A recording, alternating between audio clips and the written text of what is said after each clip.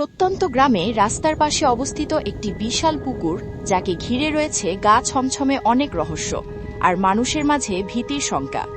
প্রায় ১০০ বিঘা আয়তনের একটি বিশাল জলাশয় স্থানীয়দের কাছে বিশ্বাসের জায়গা। প্রায় ৩০০ বছরের পুরনো এই ঐতিহ্যবাহী পুকুরটি একসময় কচুরিপানা আর আগাছা দিয়ে ভরাট ছিল।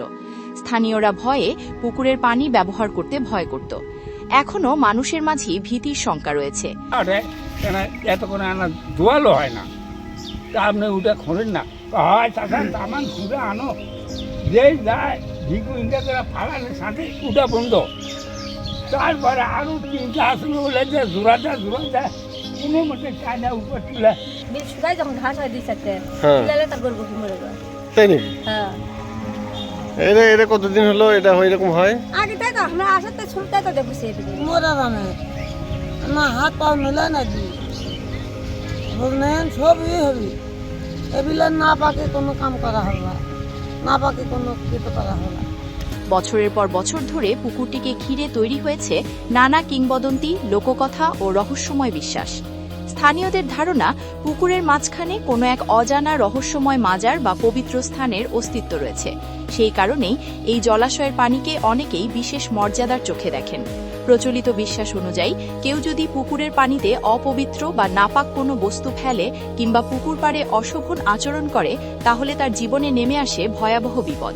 শুধু তাই নয়, গ্রামবাসীদের মধ্যে এমন কথাও প্রচলিত রয়েছে যে এই পুকুরের পানি পান করলে কিছু জটিল ও দীর্ঘদিনের রোগ সেরে যায়। এমনকি গবাদি পশুর খুরা রোগ নিরাময়েও এই পানির কার্যকারিতা রয়েছে বলে অনেকে দাবি করেন। শোনো, আমরা ছোটবেলাতে এখানে বড় হয়েছি, আমরা এতটুকু পানি নামিনি ভয়ে, বুঝলেন না? বা আমার বাপরাও চলে গেছে, আমার দাদারাও মরে গেছে, কিন্তু আমরা এই পুকুরে নামিছি। একবার বাসা থেকে মোলাম আসলো, মোলাম মাগর খোসা, মানে যেটা যদি ঘোলা করে কয় ঘোলা খোসা, আমরা কিন্তু আমরা নামিনি। কেন নামেননি? ভয়ে নামি না আমরা। যাবার পরে আমার যদি অসুখ হয়, যদি আমরা আল্লাহর কাছে প্রার্থনা করি, তো আমরা এখানকার পানি খাই, ইনশাল্লাহ আমরা ভালো হয়েছে। খুরাই হয় না, গরু খুরাই পর্যন্ত এখানকার পানিটা ভালো হয়েছে। খুরা রোগ? হ্যাঁ, খুরাই। কারো বাচ্চা কাচ্চা না হলে বিলের পানি মানব করে নিয়ে যা খিলালে আল্লাহ দেয় তারও সন্তানাদি হয়। আমি নিজে হাত দিয়ে জেলা করলাম, সেলাই তো মেলা ভালো জায়গা, যে কোনো পায়খানা বা প্রসাবখানা এটা করা যাবে না বলে তার কোনো স্বপ্ন করে বিভিন্ন জ্বালা হয়। মানে আমার ছোট থেকে আমরা দেখছি, গরুর খুঁড়ে এটা আসে না, এই পানি লাগালে খাওয়ালে ভালো হয়। এইটা এই এলাকায় প্রচলিত আছে এখনো? হ্যাঁ, এই যে আমার চাষার মেয়ে কোনটা চাষার মেয়ে তো হয় অনেক খুব হয়। আর একটা কথা কি, যে পুকুরের পাটটা দিয়ে বাঁধিছে, আপনি ভিকু এনে করেনি, ভিকুর মধ্যে যাওয়া পায়নি, আর এক ভিকু টানাতে তাড়াতে বিচুকেছি, এই ভিকুর মধ্যে মাঝখানে যাওয়া পাইনি, আমি নিজের চোখে দেখা।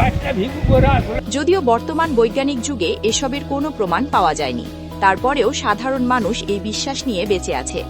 পুকুরটির ইতিহাসও কম রহস্যময় নয়। কে বা কারা এই বিশাল জলাশয় খনন করেছিলেন তার সুনির্দিষ্ট তথ্য আজও জানা যায়নি। তবে স্থানীয়দের একাংশের বিশ্বাস, প্রাচীনকালের মৎস্যরাজ বিরাট রাজার আমলে এটি খনন হয়ে থাকতে পারে। গ্রামের এক বৃদ্ধা জানান, কয়েক বছর আগে পুকুর সংস্কারের সময় ভেতরের একটি অংশ খনন করতে গিয়ে সমস্যা সৃষ্টি হয়েছিল। একটি স্কেভেটর কাদায় আটকে গেলে পরে অন্য যন্ত্র এনে সেটিকে উদ্ধার করতে হয়। এ ঘটনাকেও অনেকে পুকুরটির রহস্যের ধারণা করেন।